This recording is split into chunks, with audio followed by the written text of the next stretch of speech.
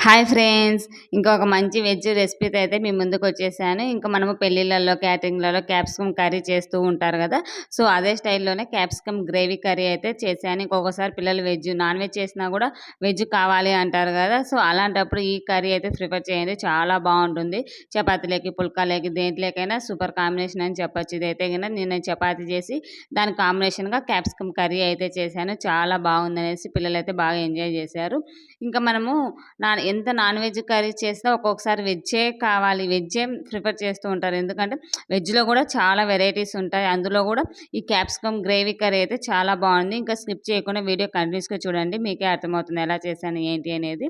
ఇంక ఇందుకోసం అయితే క్యాప్సికమ్ అండ్ ఆనియన్స్ ఎర్రగడ్డలు, 2 టమోటాలు, అల్లం వెల్లుల్లి పేస్టు, జీడిపప్పు అయితే ముందుగా నానబెట్టుకొని పెట్టుకోవాలి. మనం ఒక కర్రీ చేస్తున్నాం ఒక హాఫ్ అన్ అవర్ ముందే జీడిపప్పు ఇవన్నీ నానబెట్టుకొని, ఇంక పల్లీలు, కొబ్బెర, నువ్వులు ఇవి గ్రేవీ కోసము తీసుకోండి. ఇంకా ఇందుకోసమైతే గిన నేను ఒక ఆనియన్‌ని అండ్ 4 క్యాప్సికమ్ వచ్చేసి ఇలా ముక్కలు మీడియం సైజులాగా ముక్కలు చేసుకొని పక్కన పెట్టుకోవాలి. సన్నగా కాకుండా ఆనియన్‌ని ఇలా పెద్ద పెద్ద ముక్కల్లాగా చేసుకోండి. ఎందుకంటే మనం గ్రేవీ చేస్తున్నాం కాబట్టి తినేటప్పుడు చాలా బావుంటుంది. స్వీట్‌గా, కారంగా అనేది తగులుతూ ఉంటే.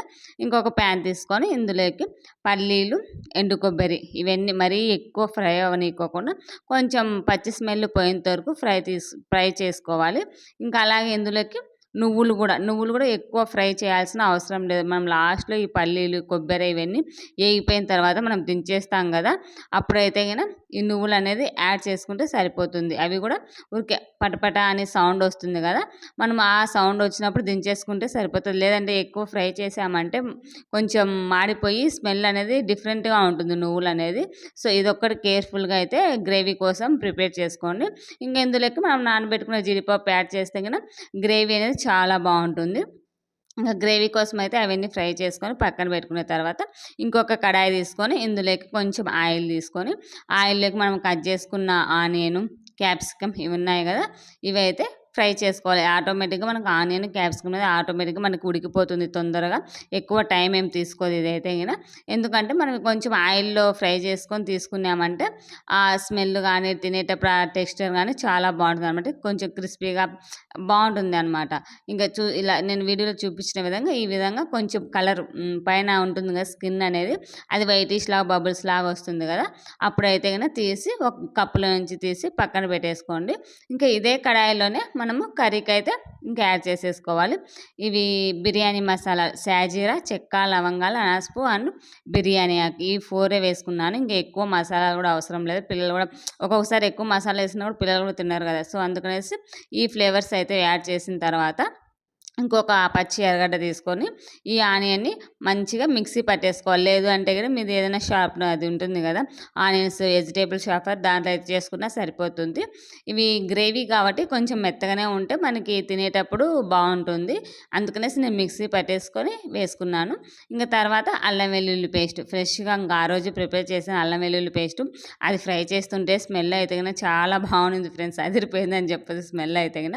ఇంకా దానిలోకి ఫ్రై అయిన తర్వాత ఇంకా 2 టమోటాలు మిక్సీ పట్టేసుకొని వేసుకున్నాను. ఈ టమాటా కూడా మిక్సీ పడితే మనకు గ్రేవీలాగా వచ్చి కర్రీ అనేది కన్సిస్టెన్సీ చాలా బాగా వస్తుంది. సో, టమోటా వేసిన తర్వాత ఇవన్నీ పచ్చి స్మెల్ పోయేంత వరకు మనమైతే గిన ఫ్రై చేసుకోవాలి. మనం మూత పెట్టేసి ఒక 10 మినిట్స్ ఇలా కొంచెం ఆయిల్ వేసేసి ఆయిల్ కాదు వాటర్ వేసేసి కొంచెం పసుపు యాడ్ చేసేసి మూత పెట్టేసుకొని ఒక 10 మినిట్స్ మనం ఉడికించుకున్నామంటే ఆటోమేటిక్‌గా మనకి ఇవన్నీ ఫ్రై అయిపోయి మంచిగా ఆయిల్ అనేది తేలుతూ ఉంటుంది. ఇంకా ఇది ఉడికే లోపల మనము మిక్సీ జార్‌లోకి మనం ఫ్రై చేసుకున్న నువ్వులు, కొబ్బరి, నానబెట్టుకున్న జీడిపప్పు ఇవన్నీ ఉన్నాయి గదా! ఇవన్నీ మంచిగా మెత్తగా మిక్సీ చేసేసుకొని ఇందులో యాడ్ చేసుకోవాలి. ఇంకా మీరు ఇందులోకి నువ్వుల బదులు గసగసాలు ఉంటాయి గదా! నాన్ వెజ్‌లలో కూడా యూజ్ చేస్తూ ఉంటారు. గసగసాలు ఏసినా కూడా ఆ ఫ్లేవర్ అనేది చాలా బావుంటుంది.